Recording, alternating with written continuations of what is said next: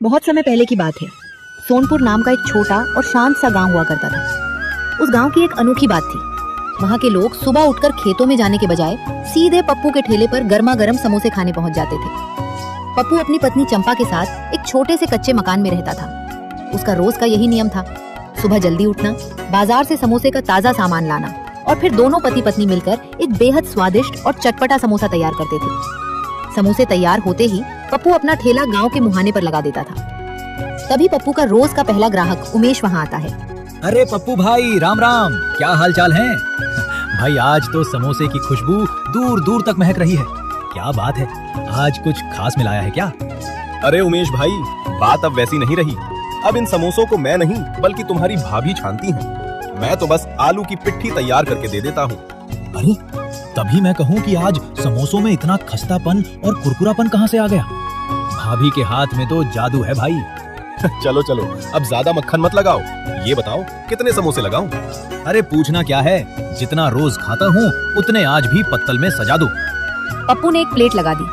उमेश अभी मजे से समोसे खा ही रहा था कि तभी गांव की एक बुजुर्ग काकी पप्पू के ठेले पर आई।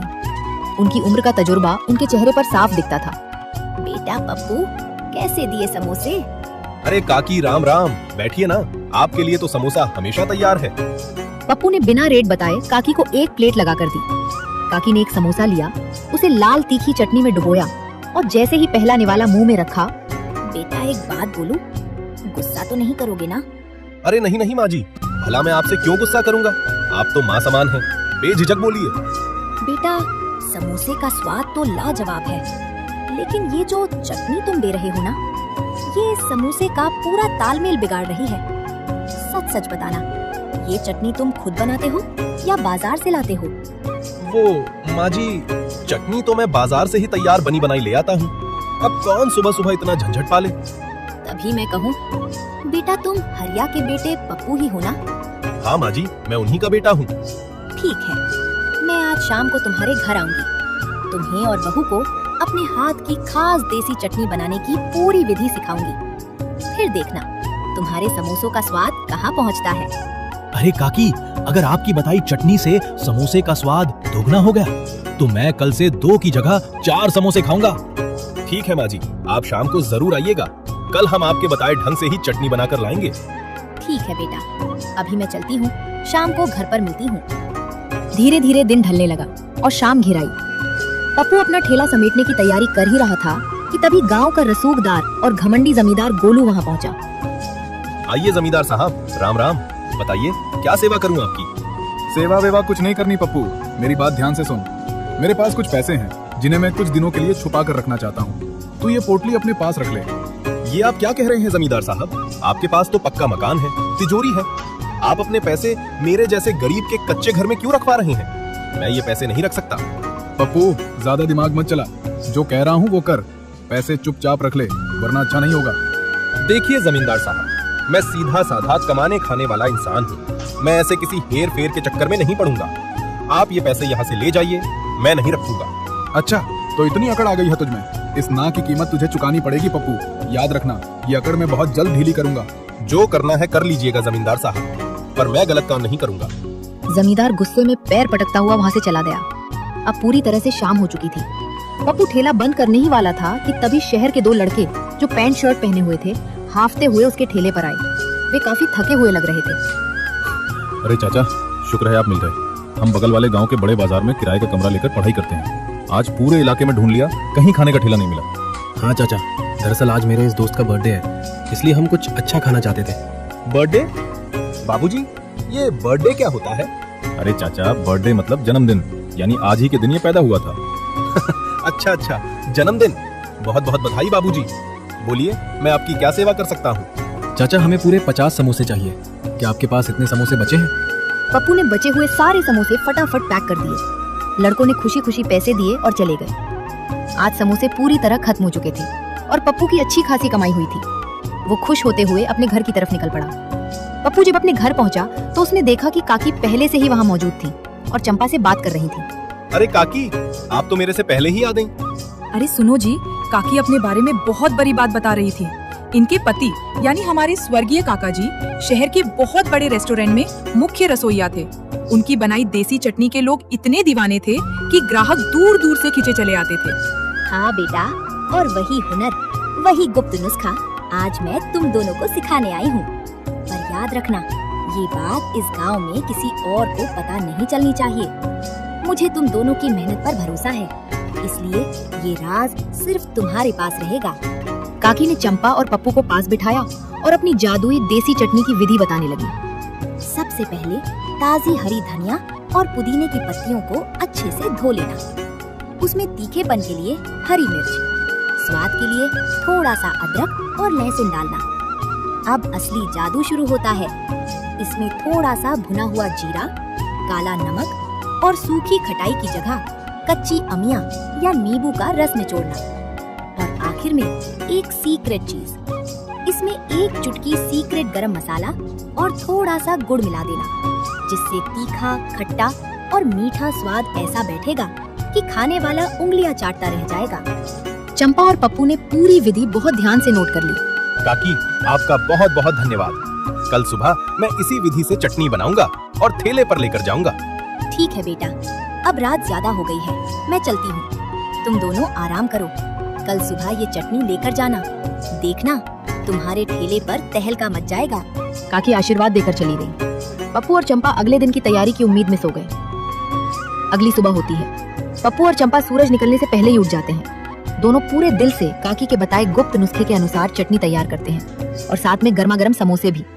थोड़ी ही देर में सब कुछ बनकर तैयार हो जाता है।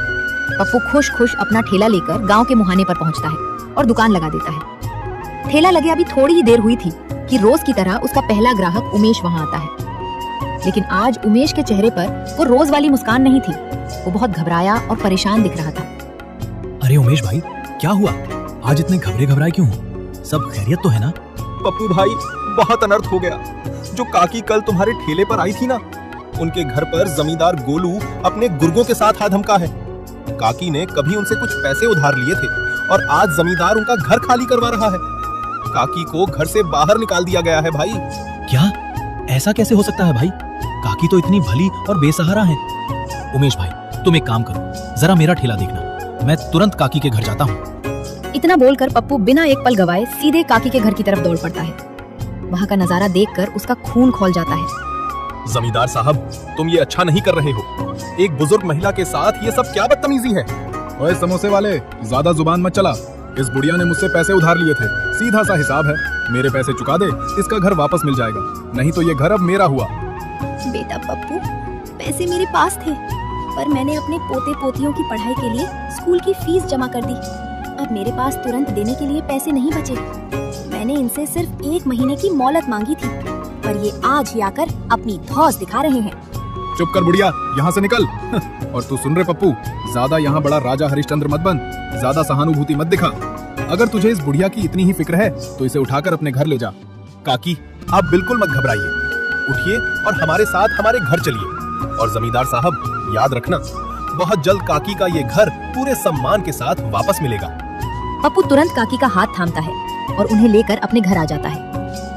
बेटा पप्पू, तुम दोनों मेरे लिए भगवान बनकर आए हो। भगवान तुम दोनों को बहुत तरक्की दे। मेरा ढेर सारा आशीर्वाद है तुम्हें।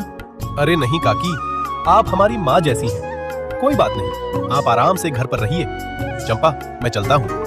पप्पू सीधे दौड़ते हुए अपने ठेले पर पहुंचता है और राहत की सांस लेता है। उमेश भाई, सब ठीक है। मैं काकी को सुरक्षित अपने घर छोड़ आया हूँ।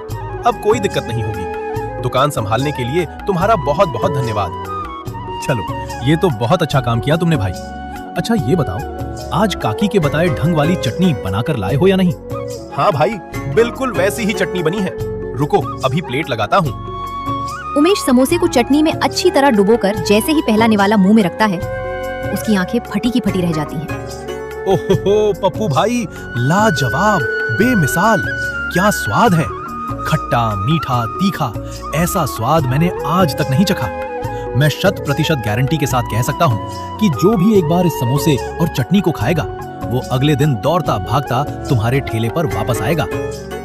देखते ही देखते पप्पू के ठेले पर भारी भीड़ जमा हो गई। शाम होते होते सारे समोसे खत्म हो गए। पप्पू बहुत खुश था।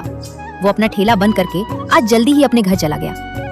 पप्पू के जाने के थोड़ी देर बाद वही दोनों शहर के लड़के जो कल आए थे, पढ़ाई खत्म करके दोबारा पप्पू के ठेले वाली जगह पर पहुंचते हैं।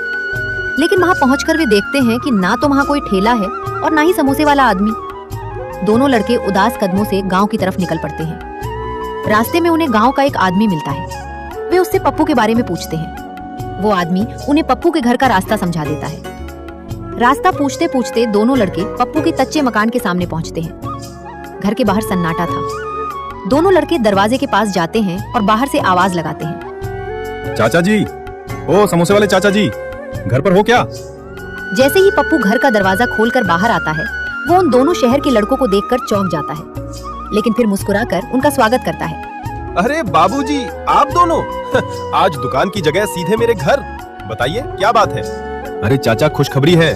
कल जो समोसे हम आपसे पैक करवा कर ले गए थे, वो हमने अपने स्कूल कॉलेज के हॉस्टल के दोस्तों और प्रोफेसरों को खिलाए। सबको आपके समोसे और वो काकी के हाथ की जादुई चटनी इतनी पसंद आई कि सब उसके दीवाने हो गए हैं। हाँ चाचा, इसलिए आज हम यहाँ आपसे एक डील करने आए हैं। अब से हमारे स्कूल के हॉस्टल के लिए आपको रोज के 50 समोसे तैयार रखने होंगे। ये हमारा रोज का पक्का ऑर्डर है। ये लीजिए कुछ पैसे एडवांस। 50 समोसों का रोज का पक्का ऑर्डर और एडवांस पैसे देखकर पप्पू की खुशी का ठिकाना नहीं रहा। उसकी आंखों में खुशी के आंसू आ गए। अरे बेटा, भगवान तुम दोनों का भला करे। तुम चिंता मत करो, कल से जब तुम आओगे तुम्हें गर्मा गर्म और ताजा समोसे तैयार मिलेंगे। दोनों लड़के मुस्कुराते हुए पप्पू को हाथ हिलाकर वहां से चले जाते हैं। अगली सुबह होती है। अब पप्पू के हौसले बुलंद थे। चंपा, काकी और पप्पू तीनों मिलकर सुबह सुबह ही ढेर सारे समोसे और काकी की वो जादुई देसी चटनी तैयार करते हैं। पप्पू जैसे ही दुकान पर ठेला लगाता है, उस चटनी की सौंधी और चटपटी महक चारों तरफ फैल जाती है। देखते ही देखते पप्पू के ठेले पर मेला सा लग जाता है। दोपहर में वो स्कूल के लड़के भी आते हैं और अपने 50 समोसे खुशी खुशी लेकर चले जाते हैं। धीरे धीरे समय बीता और फिर जमींदार को पैसे देकर बूढ़ी अम्मा का घर वापस ले लेता है।